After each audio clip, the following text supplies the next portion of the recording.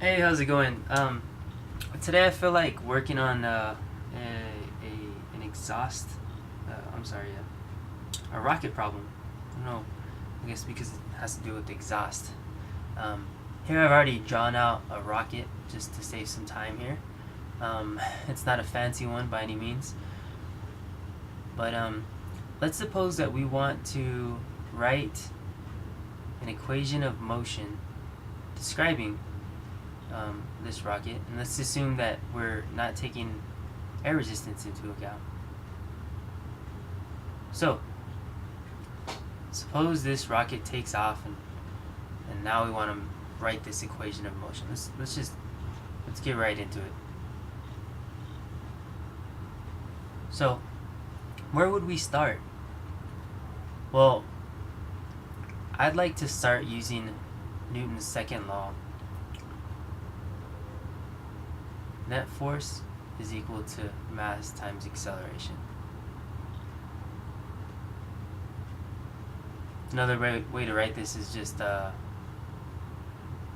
force is equal to mass times x double dot.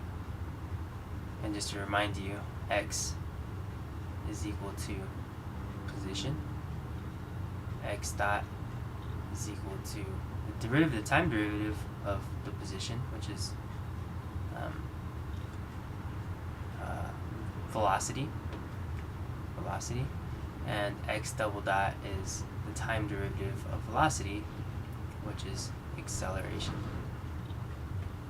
Alright, so with that little reminder, let's think of what's happening here. So as this rocket is going upwards, it's burning gas, which is going, the velocity of the exhaust is going this way. It's using up gas, isn't it? So that just means that the mass of this is actually decreasing as it's going upwards. So it's depleting its fuel supply. So now, let's suppose that this thing is going, just to simplify a little bit further, let's say that this thing is going at constant acceleration. Or I should say, let's say it's constant velocity. And so now let's write the equations of motion here. Now let's think of the free body diagram. Alright, just really quick. So we have the force of gravity. Yes. Force of gravity, mg, going down. And then we also have this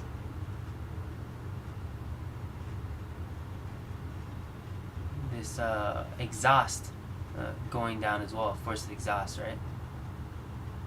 Force exhaust going down. But we know that this is actually varying, isn't it? Because there's some loss in mass. So how would we write that? So we'd say net force is negative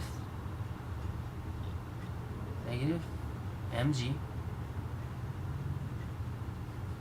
minus, right? So, oh, by the way, the going upwards, let's say, is, so velocity upwards is positive. So that means that this gravitational force is negative going downwards, and so is this force of exhaust, which is equal to mx double dot. But see, we have mx double dot. Now velocity is constant, so this guy is equal to constant. Then x double dot, which is the acceleration, has to equal 0.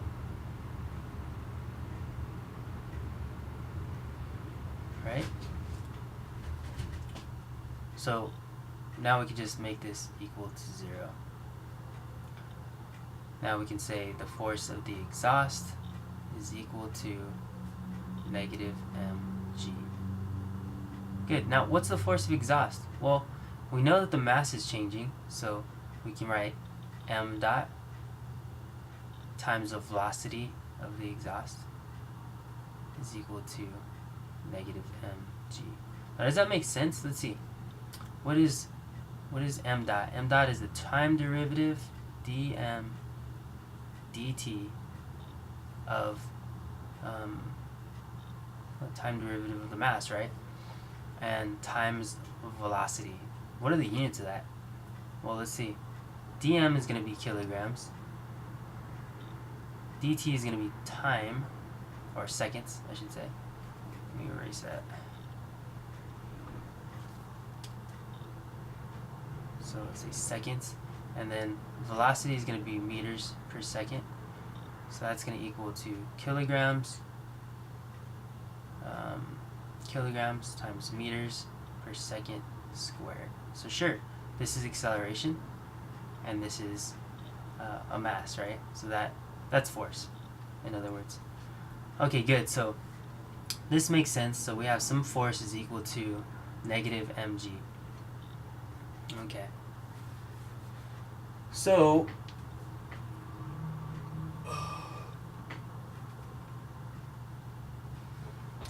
now let's go a little further. Excuse me.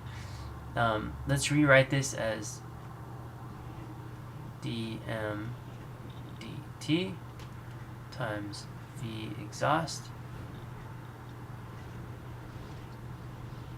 is equal to mg, negative mg, excuse me. Now I'm gonna let's do separation of variables here. Let's see. I want time all by itself, so I'm gonna write dm, right, divided by negative mg times v e x is equal to dt. Right on. So here I've just separated variables, so I have time on one side by itself, and then I have everything else on the other side. So let's now integrate from, let's integrate here from, let's see, its initial mass, let's call it m naught, and then to, let's say, let's say m naught, so the initial mass minus some constant times the initial mass, right? Because it starts off with some initial mass and then it ends up with the initial mass minus however much mass is burned off, right? Times dm mg. And there's a minus sign out here. I just take it right away. Actually, I could take all this out if I like, right?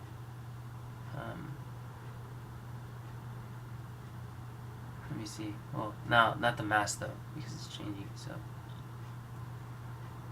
the exhaust is constant. Okay, so let's just do this. Let's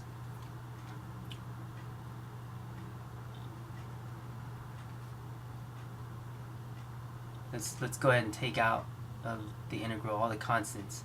So I have negative v exhaust, right, divided by g, and then here we have m is changing, is equal to the integral from 0 to t of dt. Well, let's just call it t, right?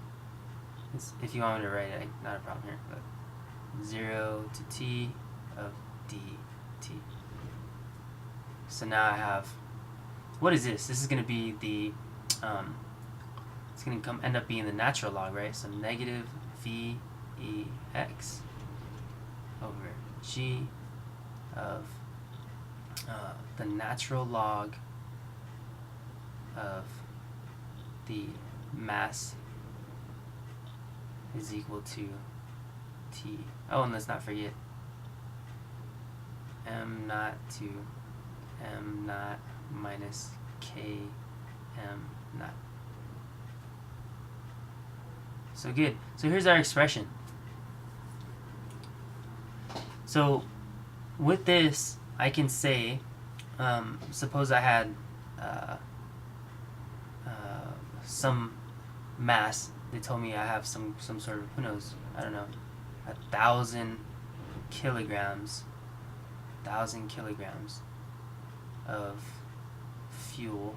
Oops, it should be 1,000. Let's say we had 100. Okay, whatever. We have 100 kilograms of fuel. I don't know how far that'll make you. That'll take you, but. And then we have. So that's our M. That's our M naught. And then we have some K. Say the constant. They say they say something like you burn 20% of your fuel, right? So then K is equal to 20%, and which is really just equal to 0.20. And then we have the velocity of the exhaust. Suppose that the velocity of the exhaust is I don't know, 3,500 meters per second. So now I can find the time it would take for this rocket to burn a certain amount of fuel. I can find all of this information, or I can find this time, I should say, given these parameters. If I didn't have one of these parameters, I would have, suppose I didn't have V exhaust, and I didn't have mass, or I should say mass naught, or if I didn't have K, well then I would need some other equations, right? But if I had all these, this would be sufficient. And I could just, suppose I had T, M, and K, but I didn't have velocity of the exhaust, well then I could just solve for that algebraically, right? So I would move this over to the other side. I put in my upper and lower limits first, move this to the other side, and